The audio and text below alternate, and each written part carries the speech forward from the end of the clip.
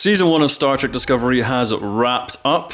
I gave my initial thoughts on it a while ago in the first 2 episodes, and now I'm back with Jamie Adams of the Meeple People podcast. Jamie, if you say hello. Hello there.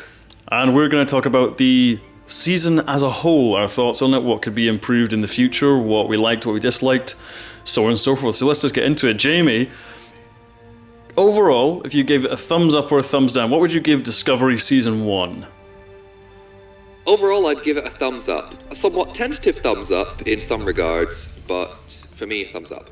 Yeah, for me, thumbs up as well. I think there were some pitfalls. There's definitely some things to be improved, but overall, I think it's a show with a lot of promise, and I'm quite excited to see where it goes next. So I think this one, like, as a complete season, compared to the first 2 episodes, I thought it was a nice arc for Burnham and for most of the characters, because the first 2 episodes, what we talked about previously, is that they were discussing if, they were basically testing Federation ideals in a kind of war scenario of if they should always stick to their principles or ignore them to help win or to help save lives, kind of thing. And then the conclusion of the arc is that actually, no, you should always stick to your principles and you shouldn't betray what you stand for personal gain, which I thought was really nice. And I think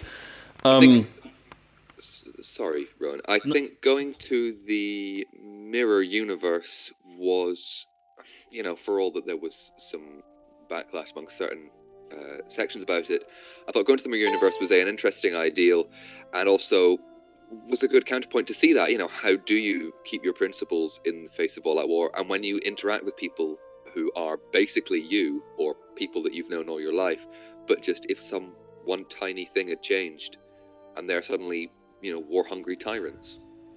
Exactly. So I loved the Mirror Universe section.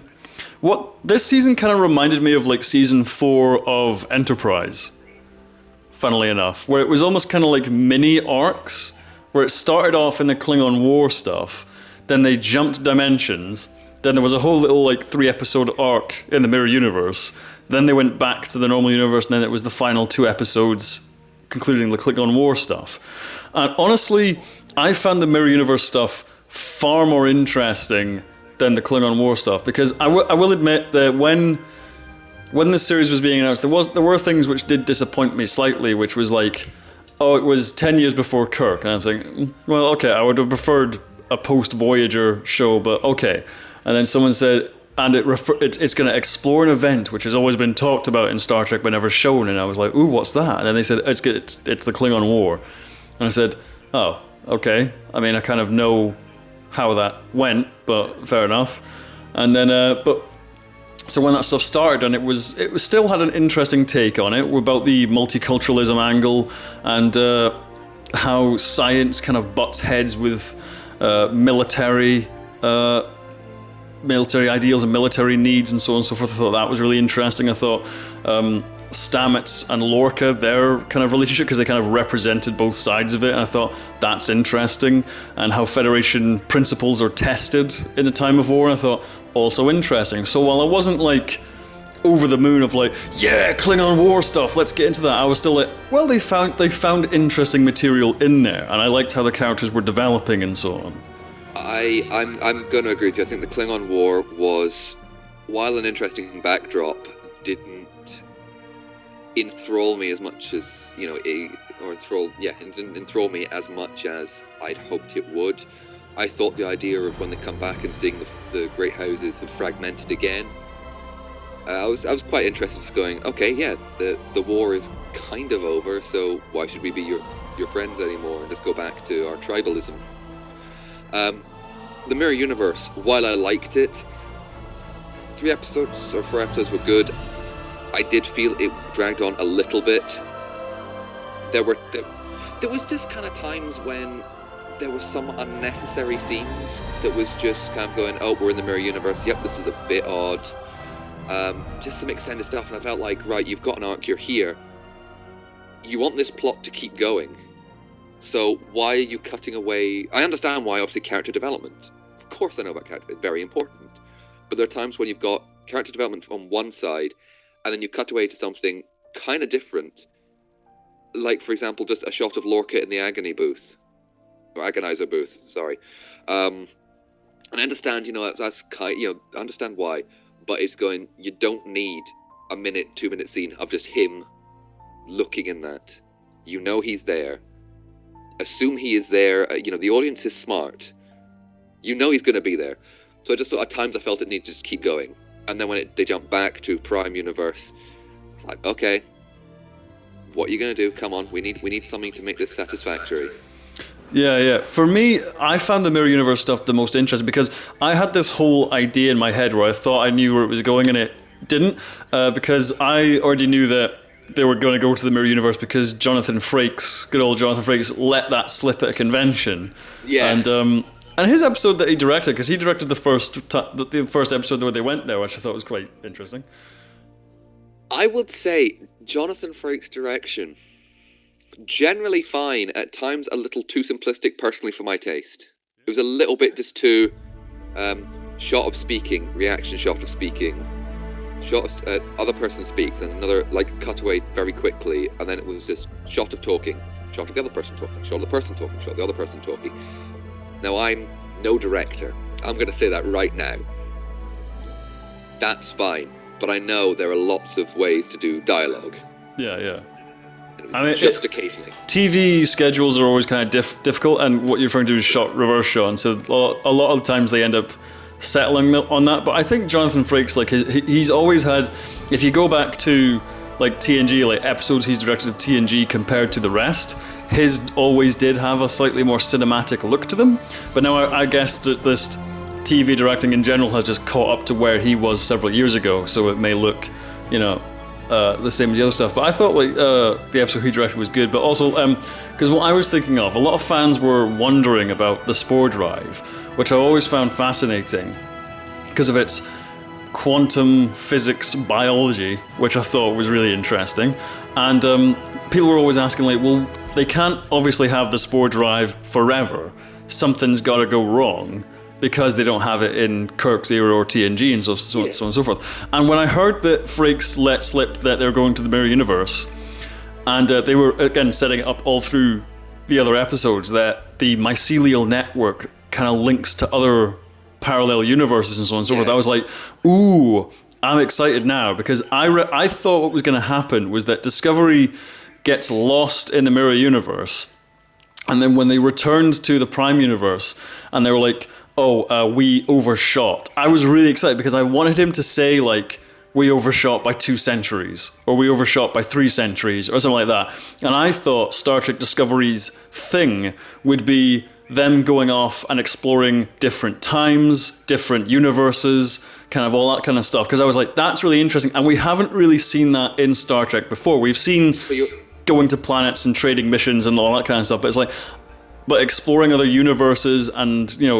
hopping back and forth in different times of universes and all that kind of stuff, and multiverse kind of exploration. I'm really interested to see that.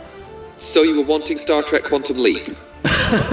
Sort of, yeah, kind of in a way. But I just thought, even if they didn't come back to the Prime Universe, or if they did come back, and then the Federation was like, well, I kind of want them to come back, and then maybe the war was over, it's already won or whatever, what they were doing, what they sacrificed was kind of for nothing, and they could react to that in an interesting way. Or maybe they meet up with another version of the Federation, which they integrate with and then go off exploring kind of stuff. But I just think of the territory Star Trek could go, I think Discovery has a really good opportunity to go off in a direction that we haven't quite seen before, because there's really loads of fascinating things you can do with the multiverse. It's as we see in the Mirror Universe, it's the Terran Empire instead of the Federation. So you can have different versions of the Federation, different versions of Klingons, different versions of Vulcans, or none of that at all, and just make up anything you want. It's just, it gives you that unlimited creative freedom where it's well, if your universe and your timeline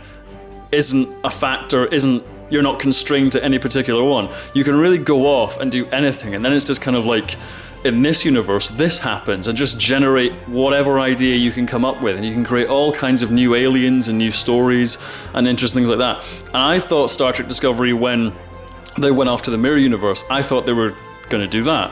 And when they came back to the Prime Universe and they're like, oh, we overshot by like 9 months or however long it was, I was like, oh. And then they concluded the Klingon War stuff, and I was like, oh, okay, yeah, interesting. You know, satisfying character arc for most people. But at the same time, I was like, there's potential for more here, and I'd be really disappointed if this is the last we ever see of the Spore Drive. I don't think it will, and this is what I wanted to talk about.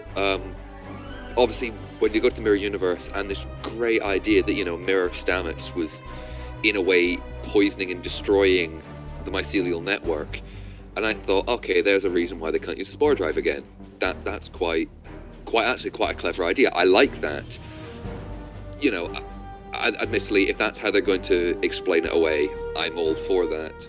And then it's going to turn into, the Discovery's just another ship that just happens to have an obsolete Spore Drive, and maybe it's having to, you know, the next series would be, the arc would be trying to find and grow some more mycelial spores to bring it back online. And then they kind of went, no, it's okay, we've got a planet, there we go, boom. And now we can do it again. And I was like, oh, that's slightly unsatisfying conclusion. I was like, I wanted a big, you know, I wanted something more. Fine, story-wise, great. But you kind of wanted, this is you know, the MacGuffin, as it were. You know, the Spore Drive that can do anything, that got you into the Mirror Universe, that got you back from the Mirror Universe. And you seem like everything's, you know, they had to blow up that fantastic-looking ship. Which did, and, you know, ride the mycelial wave. Cool, really cool. And then it was like, okay, it's all dead. No, it isn't. Here we go. We've got it working again. And then they jump to Kronos. Now, we know from the episode 3 onwards that Discovery is a science ship. You're telling me a science ship with science-grade sensors cannot tell that there are active volcanoes on a planet? Okay, fair enough. No, I'm sorry. No, fair enough. My other point was, once they jumped in, and then they went,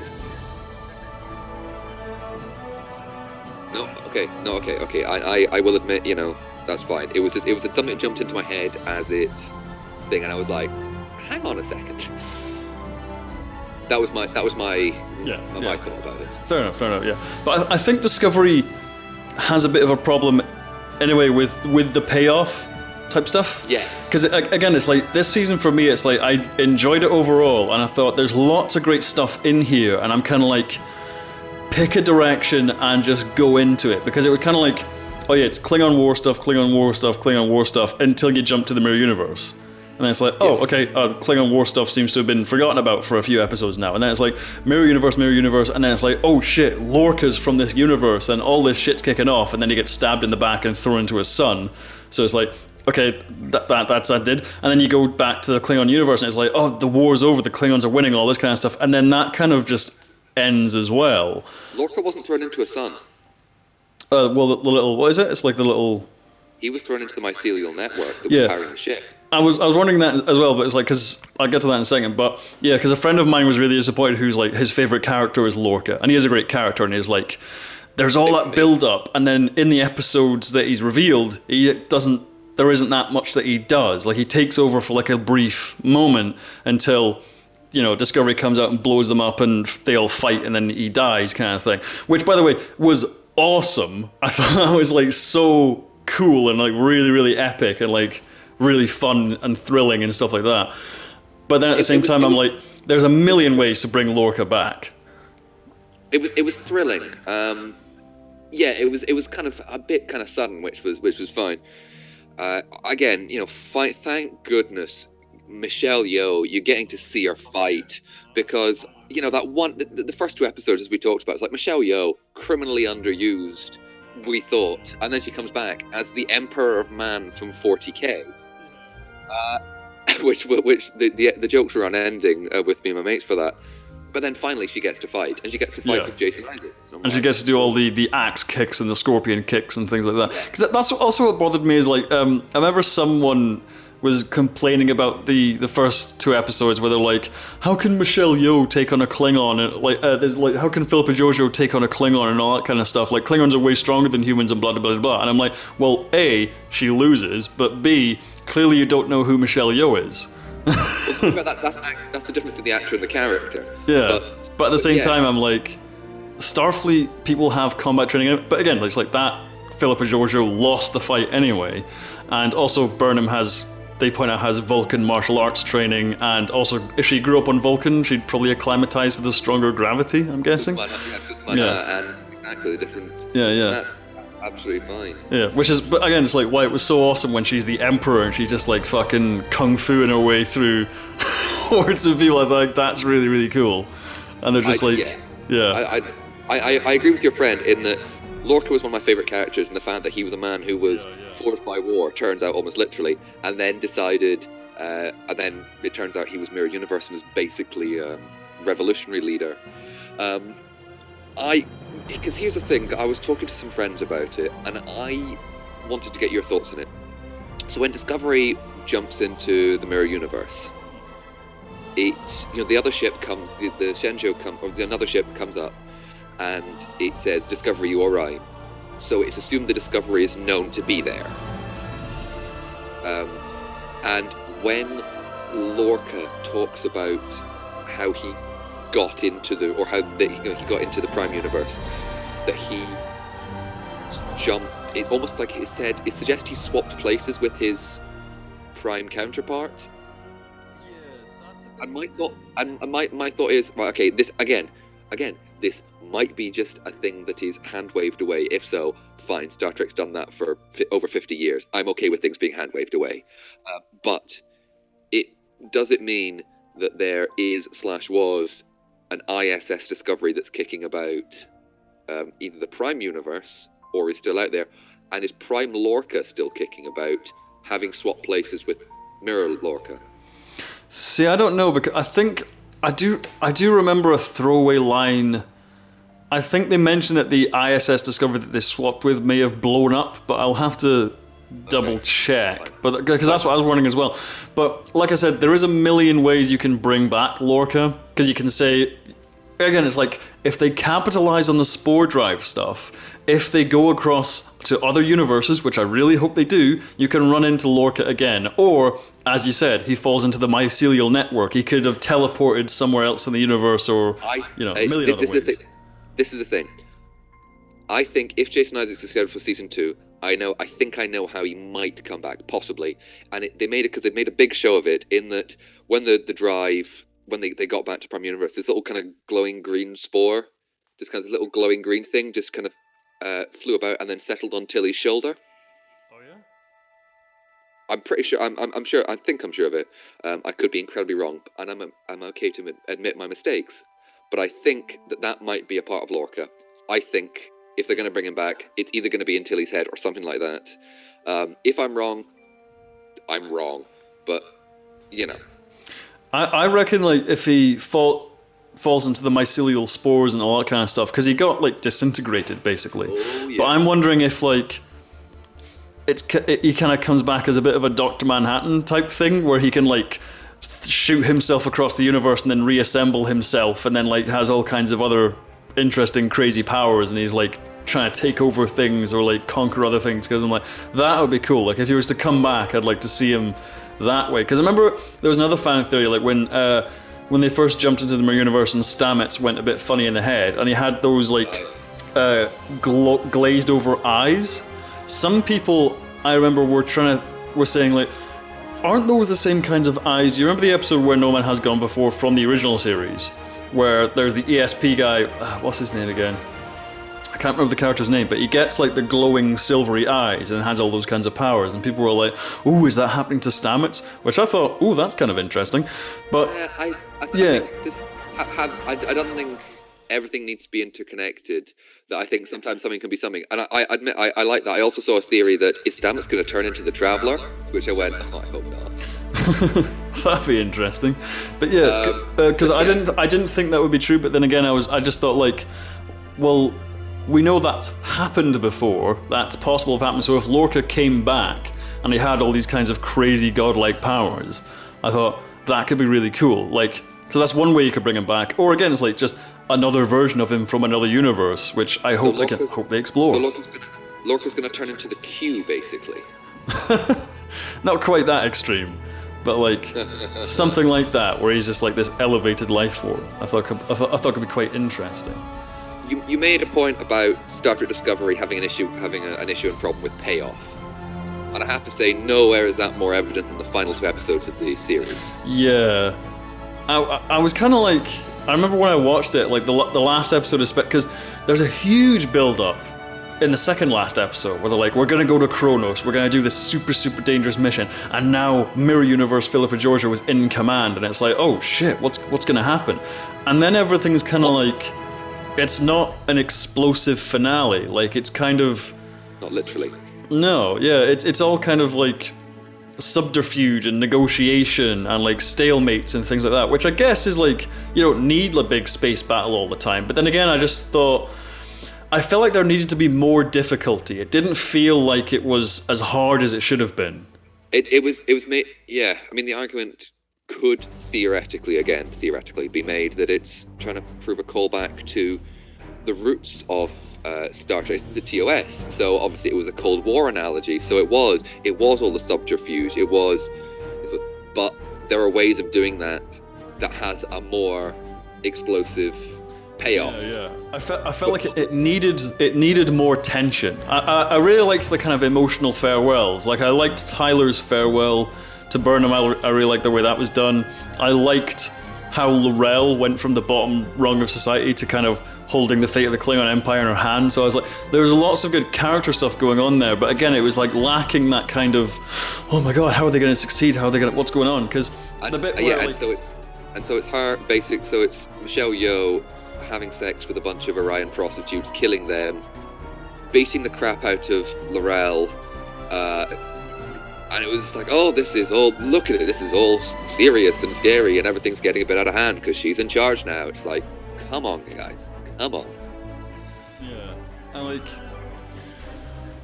yeah, just something was a bit off for me about the whole thing. It didn't seem difficult as a finale. It didn't seem big enough. There was character stuff there, but it didn't seem. Yeah, as I said, I felt like there needed to be like one or two more like big obstacles that got in the way of their plan that they needed to solve. Some other kind of scheme that they needed to hatch really quickly in reaction to some other object that was thrown in their way, but it never obstacle. Sorry, that was thrown in their way, but that never really came, and so it kind of felt, oh, the war's over. Okay, interesting. Yeah, anticlimactic. However, that cliffhanger, I thought, ooh, because Captain Pike, yes, the Enterprise looked so good. It was as they were leaving, and it was that priority one distress call, and I was like, okay, for me it's going to be one of two things. It's either going to be Prime Lorca for some reason. In my head, it would have been like to have seen Prime Lorca, or it would have been Big E.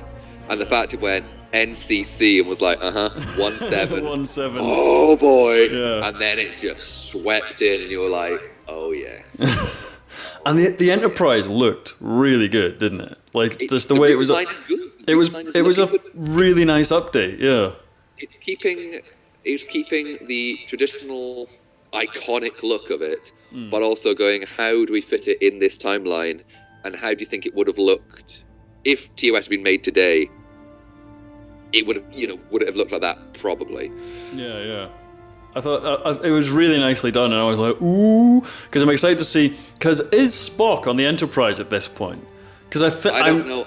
I don't know my theories. I don't know my background lore. So because as far as I remember, I think in the Menagerie two-part in TOS, when they flash back to the Cage pilot, I'm sure Spock says this is 11 years ago. So shouldn't Spock be on the Enterprise by that point as like the third in command science officer kind of thing? Because I know it's Captain Pike, number 1, originally played by Majel Barrett, and then I think Spock should be there. So I'm wondering if, because again, there's some time until season 2. So I wonder if they're going to maybe get Zachary Quinto and be like, do you want to be Spock in this version? Or if they're going to get another actor to play Spock, or I don't know. But like, or, you know, they could just throw away and be like, oh, Spock is off doing something else, you know, whatever, if they want to get out of it. Do you know what year? I can't remember what Burnham says at the beginning. Do you know when Discovery's set? The exact year? I can't remember the exact year. Yeah. Discovery starts in 2256. So Spock has been on the Enterprise for 2 years. Ooh, okay. Now, are they going to stick to this in canon? Yeah, or are they... Like I said, they could easily just say, like, Spock is off doing something. But I would like to see Spock there. Whether they get Zachary Quinto or another actor, I would like to see Zachary Quinto because I thought he was great in the Kelvin in the new movies. But he was a great because he did just enough parody and just enough of his own character. Yeah, However, yeah. At the same time, I kind of also want this to be its own thing. Like, you see the Enterprise, of course these things are going to be interlinked, of course they are. But at the same point, I also just kind of want to see just them inhabit their own space. Yeah, yeah. Like, pun not intended, but I'd like to point out that you will have to see Zachary Quinto in that big knitted cardigan. Oh yeah, because at that point they've got those weird, older uniforms with those big jumpers. It was the pilot. If people are going to complain, if they begin series 2 with them looking at it, a screen shot with the Enterprise, and they complain that they're not wearing the jumpers, I'm gonna say it was a pilot from the 60s. Yeah, the jumpers do not look good. I don't know how you'd redesign that to be like, to make it look good. Apparently some people have spotted in the scene where Burnham's doing her speech, apparently some people have spotted cadets with original TOS uniforms. So they're like, that's those uniforms starting to be phased in, which I find interesting. That's fine. I'm good with that because as we said, I think it was when the last video there was an idea about them beginning to kind of phase the TOS uniforms into Discovery. Again, I'm fine with that. That medal ceremony, I understand it was needed, but for me it was quite just hokey and filmic, but not in a good way. It was, for me, I guess it was just a friendship speech kind of thing. It was just like, yeah, I've learned to be a better person because I know Starfleet. Starfleet's great. I really liked it. I mean, I like a bit of cheesy things now and then, but I really liked it.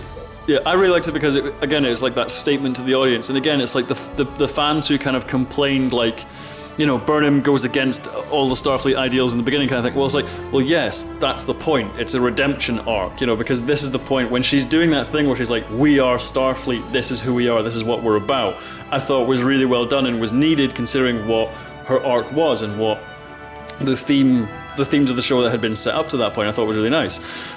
I think it would have been better if, like I said, there was a bigger finale. Like, they'd felt like, because they'd been through hell in the Mirror Universe stuff, and like when they blew up the sarcophagus ship, that felt again like a big finale, and the Mirror Universe stuff felt like a big finale. So it was kind of like, it felt if they'd done it after something that was more thrilling and more tense and more bigger in scale, that felt like a bigger, punchier climax, then I felt like that speech would have been smoother introduced, because then it's like relieving the audience of like, this is how we are, and then just seeing everyone like get their medals and stuff. I felt like I liked it on its own, but I felt like it could have been even better if they'd come up with some other way to make that finale more tense and more thrilling and exciting.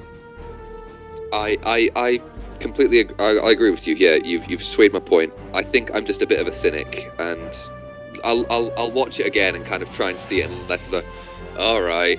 I find it just quite funny that, admittedly, I don't know the specifics of it, but I know that Saru obviously was the first Kelpian in Starfleet, and at the end he was the first Kelpian to gain the Starfleet Medal of Honor. Isn't that he's the first Kelpian to get it kind of redundant because he's the only Kelpian in Starfleet, therefore he's the only Kelpian to have ever received it? Yeah, but there'll be more Kelpians, I'm assuming, I know, at some point. I am being very picky and being a pain. Yeah. I'm allowed to be because I am. Yeah. Oh, by the way, can Saru just be the captain, please? Because I know they're doing that thing where they're like, we're on our way to Vulcan to pick up our new captain, but then I'm like, yeah, but Saru's earned it at this point, surely. I think that's what's going to happen. They're en route to it. The Enterprise is going to say, we need you to do something, or you need to help us with something, and they're going to go, okay, Saru, you're captain until someone says otherwise. Because he is the highest, isn't he? Isn't he and Burnham both commanders? I think Burnham has got Lieutenant Commander back, but Saru might be Commander. He's definitely Commander. Yeah. And, because I just think, because that would be the first alien captain that we've had in a Star Trek show. So I thought that would be good. You had some shots of Nog in as captain in that episode. It's the DS9 one where Sisko's traveling through time. Yeah. I mean for like the regular series. I know. Again, picky because I'm picky. But yeah, no, I would like to see Saru as captain because he's grown on me as a character, and also it's again an arc seeing him that's an internal prey species, and him doing that. Admittedly, I didn't find that filmic or hokey or cinematic. His speech. Where he's going, we're Starfleet, we do not do this, and the British crews. Yes. I thought that was great. I really like also because like there was the little speech that Saru did in the Mirror Universe before they took on the Charon. He did his speech as well, and I was like, that's really well done. And I really like that, and it's like. Also, because I just think Doug Jones's performance has just been great. Everyone's performance really has been great for this entire season, but Doug Jones especially, because so oftentimes he's buried under so much prosthetic makeup or dubbed over by another thing or whatever. So I'm like, it's nice that, I remember when I first saw what his character looked like, and I was like, oh, less complex than he's worn. But then it gives him more chance to shine as an actor, because he's a good actor. And I really liked his performance in this season. I think he should just be the captain, because I think he's a really good character. I really like his command style, like for the episode where he was in Command of Discovery for the first time, and it's just like, it's measured, it's reasonable, it's like calm, strangely, even though as I said, he starts off the show like being very timid and a bit afraid because of with his threat gangula, and he's a prey species and all that kind of stuff, but now he seems like much more confident and like competent in his command style, and I really like to see him be the captain of Discovery.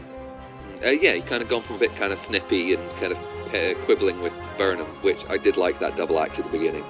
To growing into it, and I guess it's that constraint breeds creativity, and he's grown from that. I mean, just as a side note, you were saying about the cast, I mean, I'm just having another quick look at the cast list and going, is there anyone who I'd go did a bad performance? And in my head I go, no, I think the performances have generally been very strong.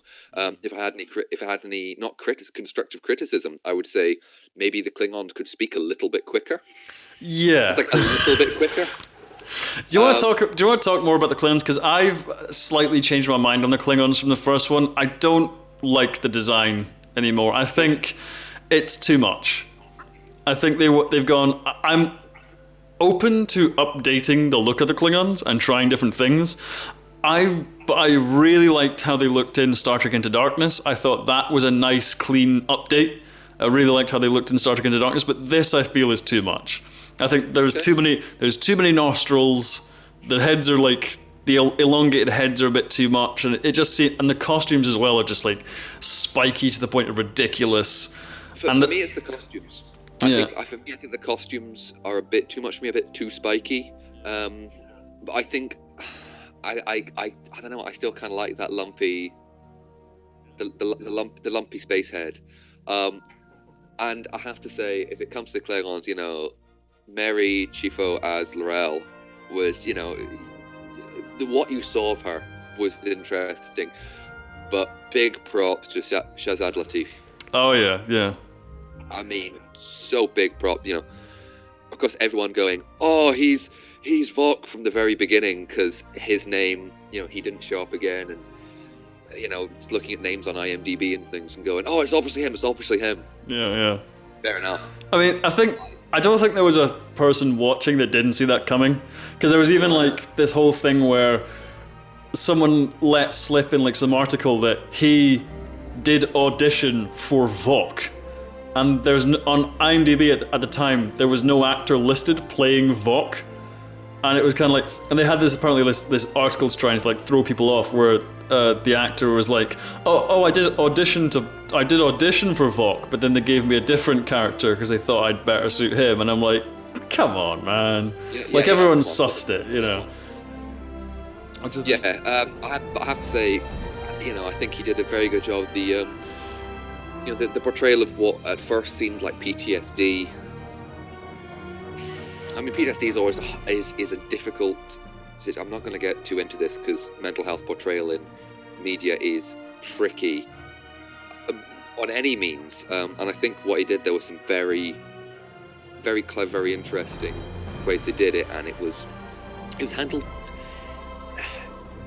I don't know how to describe it. It was handled well. Yeah, it was handled well. tactfully. It wasn't done Thank you, there. that was the word. Yeah, it wasn't done there in there to be like cheap or like to make. It wasn't like because oftentimes like things that like what that character went through or what he thought he went through are so often used as just a cheap device to make someone sympathetic, and it's really insensitive and it's really kind of clumsy and lazy. But I felt like this one was quite tactful and it was quite measured and quite well thought out in the way it was executed. And I'm interested to see. Yeah, and once again, I'm interested to see where he goes, because again, a lot of people are saying like, well, shouldn't the Klingons have flat foreheads at some point? And I wonder, it's like, well, could Tyler/Vok have something to do with that? I wonder if like if his DNA gets in there somewhere or something. You know, it might be that since Vok left and the hostilities, the Klingon War has finished, they might. Decide to start doing go back to a Cold War style of more covert espionage, and maybe they do it more to more Klingons and it becomes more and more generalized. Who knows? If they don't, fine. If they do, great. I'm just interested to see what they do. Yeah. I'm intrigued. What would you like to see? Actually, before we get into that, what did you think of Burnham? Because again, I thought Sonequa Martin-Green, she has a very unique screen presence, because there's that conflict between her kind of Vulcan side and her human side. I think it's a really good performance, and it's an interesting screen presence where it's this kind of like, it's borderline 7 of 90 in some ways, where it's like this very dry, very formal appearance, but then also lapses into like extreme emotion and extreme kind of sensitivity and sincerity, which I think is quite nice. Yeah, I think her performance generally was very good. There was that war of logic and emotion that you can see. She does well, and you can see it a lot in Spock as well, except he sticks more to obviously his Vulcan side in the original series. At times, I just was just like, I want to watch other people, because sometimes I found Burnham just a bit too, I'm going to say angsty, but it's not the right word. At times I found her the least interesting person in the episode. Yeah? At times you'd be watching people, you have clips of Saru, and then you'd have Lorca, and you'd have like Tilly, and I quite like Tilly. I quite like Tilly as well. I don't care what people say, I quite like Tilly. Oh, she used profanity in Star Trek. Diddums. So, yeah, okay, I'm like, I was shocked by it. I was like, oh, okay. Yeah. I was surprised by that as well. When she said, this is so fucking cool, and I was like, oh. Oh. We're going there, I guess. Well, this is a lot bloodier than we've seen in other ones. So I'm like, okay. I mean, I generally don't have a problem with like swearing in general, so it just doesn't bother me. I know, I've noticed. Sorry. No. Yeah. I did get someone to tell me to cut down the profanity in my videos once. No, fair enough. I'm trying to keep the profanity out of it. It's a fight, but I'm doing well. Yeah. No, I thought Sonequa Martin-Green's performance was very good overall. There are times I just wanted to watch other characters, because I got that she was fighting her Vulcan head and her human head, and I was like, I want to see more of Tyler. I want to see more of Saru. I want to see more of Tilly. I want to see more of the bridge crew. Series 2, I want to see more of the bridge crew.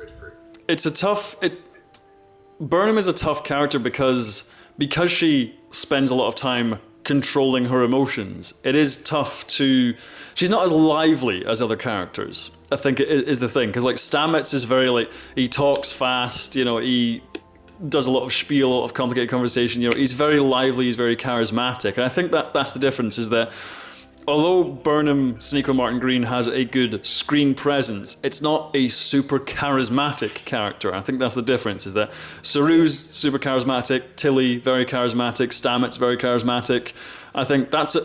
But in general, I think it's a really good dynamic between, if you think about those being like the central four, really, of like Burnham, Saru, Stamets, and Tilly, I think that's a really nice dynamic between them all. And I also think it's nice that even though they're kind of glorified extras, the other bridge crew, you get enough of them where you're just like, oh yeah, that person, yeah. Whereas like the android woman and I quite like that they get enough that you do kind of, you like them as familiar faces, yeah.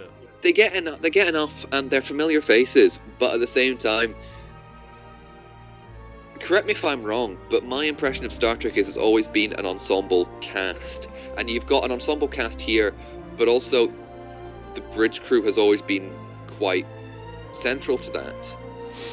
So for example, no, I mean, for my example would be TNG, for example. I'll just take TNG as an example. So obviously, Picard, Riker, very important, because obviously Picard's captain, very important. Riker is number one. Okay, he's the one he confides to most. And then you've got people like Geordi, who, and Data, and yes, they've got other jobs, but they are also on the bridge crew. Worf, who goes through 100 different promotions, as does Geordi. But you see you see them on the bridge, and how they interact, and stories kind of build up around them, and you begin to see them as different characters instead of just, this is the guy that looks, oh, there's the Klingon on the bridge, it's the token Klingon, oh, it's the token blind guy with his visor. I'd like to see what happens with the bridge crew, just because I want to see more, because I'm interested. I'm like, why is she so sassy? Oh, he's really cool. I want to see him interact. And even that small thing with when Tyler goes back on Discovery, and he's out and he's sitting eating lunch, and then Tilly goes over, and then Kayla goes over and sits down, and then slowly, mostly the bridge crew to start, and they just come over and start talking. I'm like, there you go. There's some character development. That's cool. I want to see more.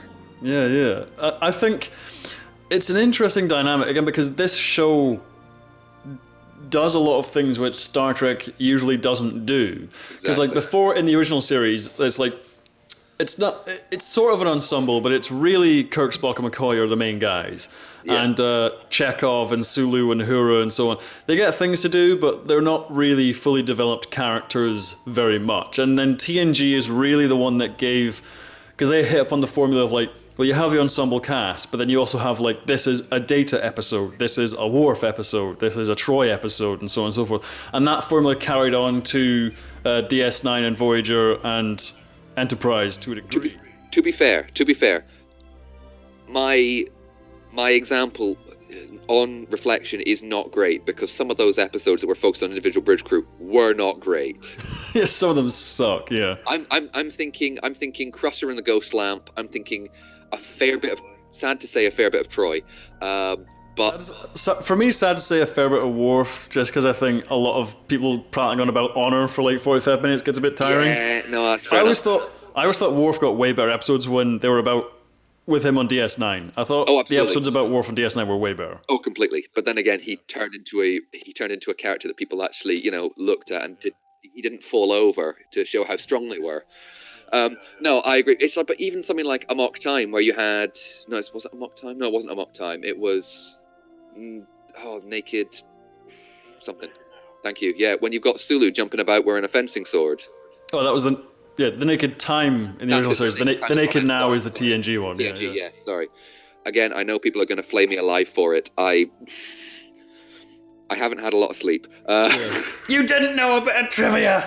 That person said that there was a comment in the last video that I incorrectly referred to a Cheyenne class from Discovery, and they went, it doesn't appear till the 24th century.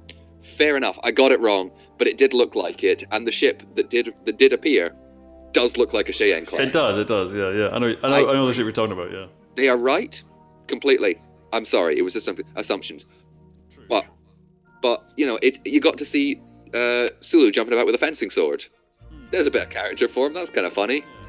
And I want to see more. That's all I'm going to say. I want to see more. I think the difference is, as I said, because it was like the ensemble cast, and it was, but the formula was always kind of similar, where it was like the captain was really the protagonist of the show, was how it was. It's kind of like the person leading the ship is the protagonist of the show.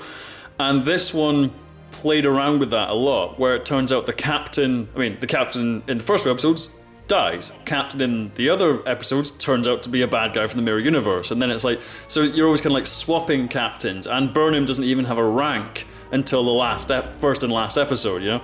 And it's like, Tilly is a cadet, and then you have the engineer, and so it's like, it bounces around with like what the dynamic is, and the protagonist has no rank for most of the season, and the captain is this kind of strange, shady figure, and the other supporting characters are kind of at different places in the rank structure, which I think is quite interesting, and it's a good dynamic to play around with. And but what I like about, as you say, in the original series, where it's like the central trio who get the character arcs and get all the material written about them are Kirk, Spock, and McCoy. But then, as you say, you get little bits of Sulu saying like, "Oh, Sulu likes fencing," and you get little comedy bits with Scotty and Chekhov, and you get Uhura saying with her moments of like singing and playing music and all that kind of stuff. So you pick up little things about them that you're like, "Oh, these are their kind of personalities," and I think the same is happening with Discovery, where even though you're not getting a full episode about Kayla or the android woman or whoever, it's like you still get little nuggets here and there where you put together their personality and how they are as people. Maybe in future seasons they'll get like more substantial arcs, so they'll come to the forefront more, but I think the approach they're going for, as you say, is like you want to know more about them. It's like whatever idea you can come up with to explain a line they had or the way they interacted with someone else, what you come up with just makes them more interesting as people, and so they're not just background extras where you think, I wonder what they're doing, I wonder what their story is, or like what this person feels about this. And I think that's quite a clever way of writing it, and quite an interesting way to like play around with the dynamics that Star Trek has had. I said I don't want more character-centric episodes, because I think the bad ones outweigh the good, sadly. I just didn't want more exploration of it, even just do small lines here and there. Speaking of which, right, Stamets, did you know he's apparently chief engineer? Yeah. I didn't realise this. Again, because I'm stupid. I think it's because he was... No, I'll tell you why. Because for me, I assumed that he's wearing the silver of the science division. Right, well, it's a kind of... He's chief engineer because the main engine system on Discovery is the spore drive, which he's the specialist in. Yeah. So it's kind of a... But again, this is showing me up to be all kinds of terrible on my Trek lore. You understand how it's just a little bit, looking at it before when he went, Paul Stamets, chief engineer, I was just like, hang on a second, what? I completely understand. But considering that they entirely talk about him being an astromycologist, I'm like, okay, fine. Yeah, well, it's interesting how the dynamic has changed with crews in the past. Because again, if you look at the first one, it's like there's Kirk, who has one chair in the middle of the bridge, and his first officer, Spock, is also his science officer. But then you go to TNG, and then it's like the captain's chair and the first officer's chair, and the first officer is kind of like a secondary captain, and the science officer is also... He's the first mate. Yeah, and the science officer is Data, who's also the operations officer. And then you look at Deep Space Nine, and it's like, well, Worf comes aboard, but the tactical officer seems to change between Dax, him, and Kieran Reese sometimes, and then he becomes like the strategic... I can't remember his title. He becomes like the strategic sector strategist officer or something. I can't quite remember. But so it's the dynamic is like shifted between like who does what according to their rank kind of thing. And I don't think there's like a universal rule of like if you're the chief engineer you're also this, and if they can play around with it between seasons. I'm just an idiot. maybe yeah. What would you like to see in the future of Discovery? Well, I've already said about the bridge crew. What I like to see, I don't want to see any Romulans, because I think they're still behind the neutral zone. I'm very fine with that. You don't see Romulans until Balance of Terror in TOS. That's what I'm saying. So. That's what I'm saying. I don't want to see any Romulans. I mean, you might see Romulans disguised as Vulcans, because they did that in Enterprise, which I thought was kind of clever. Fair enough then. I don't know. I mean, apart from I'd like to see more of the bridge crew. I'd like to see more of a Discovery. I'd like to see... Again, I think the Starfleet values being challenged, but in a different way. A serialized story that has more depth than the Klingon Civil War. Or Klingon War, sorry. Yeah. Because I think this season did wrestle sometimes with being serialized and being episodic, and it kind of... The reason it reminded me of Season 4 of Enterprise is because Season 4 of Enterprise kind of had that thing where it was like 3 or 4 episode arcs. It was almost like mini TV movies instead of like a complete season-long thing. And I think that kind of reminded me of... Season 1 of Discovery kind of reminded me of that, where it was like, well, the first half of the season is about the Klingon War, then you have a little mini arc about the Mirror Universe, and then back to the Klingon War kind of thing. And I'm like, if they do that, of like 3 or 4 episode mini arcs tying into an overall kind of ostensible story, I'm like, that could work, definitely. I'm intrigued to find out what they're going to do with the Enterprise, what Captain Pike wants from them. Absolutely. I'm interested to see what happens there. But as I said, I hope the spore drive comes back, and I hope there's more exploration of the multiverse, of other timelines, of that kind of stuff. Because that's the area of Star Trek where they've always kind of dipped in and then come out of, and I want them to go into that and just kind of like really explore that kind of territory on that side of it. I really hope it comes back maybe midway through season 2 or something like that. But the journey into the Mirror Universe was only through colossally screwing up the spore drive. So if they can find a way to do it, without, wrecking the ship and leaving it stuck in another place for half a season, I'd be interested to see that. Yeah. I mean, there's a million ways you can come up with technobabble to explain, like, oh, we got it working now, or something, Sure. Admittedly, this is not real. Yeah, I keep remembering, this is not real world. The explanation is always through the writer's idea, because funnily enough, the people who write it have control of the canon. Funnily enough, they do, yeah. Strange that is to hear. Yeah. But that's what I'm interested in seeing anyway. I like seeing more I'm intrigued by what Captain Pike is up to, but I want the spore drive to come back. I want to see more quantum entangled multiversity kind of adventures, and maybe Lorca comes back with superpowers or something. I would like to see Lorca, Prime or Mirror. If Mirror Lorca's still around and he's, inside Tilly's head and screwing her up, fine. If Prime Lorca is somehow out there and has gone mad, great. I'd like to see that. Yeah. Also, Empress Giorgio is still out there. She could come back and do something, She could be off into some kind of adventures. I just hope, I don't know, she goes off and deals with the Orion Syndicate or something like that. Yeah, maybe, yeah. I'd kind of not like to see her just become this recurring bad guy again. I mean, it can be like a recurring, anti-hero type character in a way, because it's kind of like, it's that thing where it's like, she's not a good person, she's quite evil, but then at the same time she has that connection to Burnham where they both kind of like each other's parallel selves, which kind of makes them, gives them a connection, and their kind of weakness is each other. So I was like, I think that's an interesting dynamic for a possible hero-villain / anti-hero kind of relationship. We're about an hour now, which I think is good to wrap up. So to summarize, I think we both think season 1 gets a thumbs up, but has some pitfalls, but it shows great potential for some really great Star Trek. I'd say about 7.5 out of 10. Yeah, I think I'd give it the same, yeah. 3 out of 5, 7 out of 10 kind of thing. Yeah, and I completely understand that we're in a changing... We've gone through a massive change in TV structure, The episodic format exists still in certain genres, in others it's almost disappeared. In these kind of big dramas now, we're in HBO is the kind of king of this, The Sopranos, Game of Thrones.